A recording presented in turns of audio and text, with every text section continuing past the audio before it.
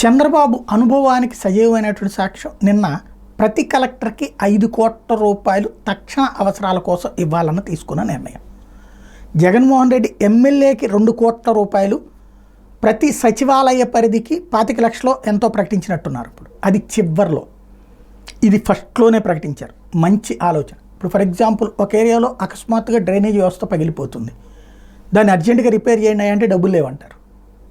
ఆ డ్రైనేజ్ అట్లా పొంగుతూనే ఉంటుంది, ఆ చుట్టుపక్కల జనాలు అల్లాడిపోతుంటారు. కలెక్టర్ నోటీస్కి తీసుకెళ్తే ఇప్పుడు ఇమ్మీడియట్గా దానికి ఎంత అవుతుందని ఒక 2 లక్షలో 3 లక్షలో అవుతుంది. అట్లాంటి వాటికి డబ్బులు లేక అయిపోతాయి. ఇప్పుడు చేస్తారు. అట్లాగే ఒక ఏరియా అటుపక్కన మంచి రోడ్డు ఉంటుంది, ఇటు పక్కన మంచి రోడ్డు ఉంటుంది, మధ్యలో చిన్న రోడ్డు మాత్రం పెద్ద గుంటలాగా ఉంటుంది, ఇలా దిగి ఇలా ఎక్కాల్సి వస్తుంది.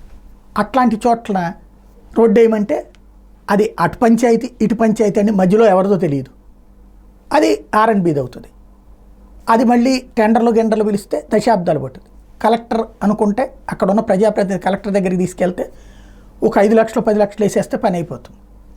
అది కలెక్టర్ చేతికి డబ్బులు ఉంటే అది జరుగుతుంది.